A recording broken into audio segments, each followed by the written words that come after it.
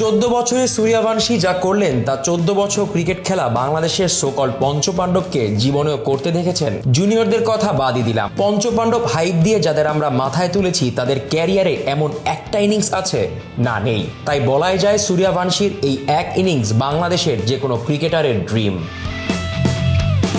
হারলি play অফে স্বপ্ন শেষ, এমন চাপের ম্যাচে রাজস্থান রয়্যালসের সামনে টার্গেট 210 রান। প্রতিপক্ষ গুজরাট টাইটান্সের পাহাড়সম স্কোর যেন রাজস্থানের বুক কাঁপিয়ে দিল, কিন্তু সব হিসেব ওলটপালট করে দিল 14 বছর বয়সী এক বিস্ময় প্রতিভা বৈভব সূর্যবংশী।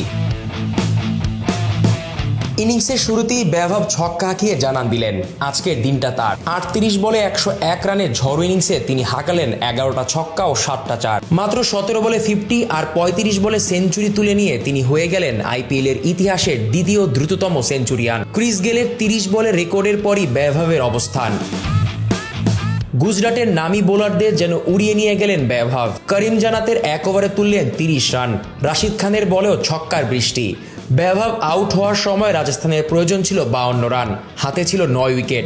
জয় তখন শুধু সময়ের ব্যাপার। অবশেষে ইয়াশাসবি জয়সওয়াল ও রিয়ান পারাগের ব্যাটে 8 উইকেটে জয় নিশ্চিত করে রাজস্থান। 166 রানের দুর্দান্ত ওপেনিং জুটি গড়ে বৈভব যেন ইতিহাসই লিখে দিলেন। 14 বছর বয়সে আইপিএল এ সর্বকনিষ্ঠ সেঞ্চুরির মালিক হয়ে গেলেন তিনি। ভেঙে দিলেন মানিশ পান্ডে আর বিজয় জোলের পুরনো রেকর্ড। যুবরাজ সিংহ টুইট করে বললেন বৈভব সূর্যবংশী, রিমেম্বার দ্য নেম।